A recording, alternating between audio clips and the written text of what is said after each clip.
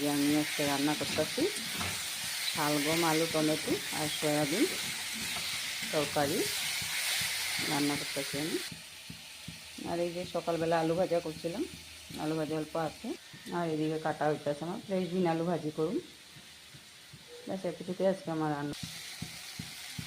আমার ওখানে রান্না বাড়া এতটুকু, আর কিছু রান্না করুন না। আমি এখন শর্টকাটে করতেছি, কারণ আমি আর নেনা একাই খামি। নেনার পাপা সকালে ভাত খাইয়া ভেজে গেছে বাজারে, এখন আর খাইব না দুপুরবেলা। আমি আর নেনা একলা খামি, তো এগুলোতেই হয়ে যাব। রাত্রেবেলা কিছু রান্না করুন আবার,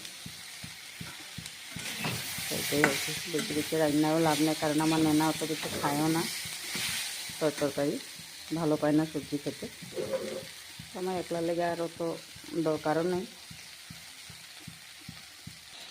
তো আমার ওখানে এই যে সয়াবিন আলু শালগম তরকারি হয়ে গেল, এদিকে সয়াবিন আলু ভাজিও হয়ে যেতেছে, সাদা ভাতও হয়ে গেছে।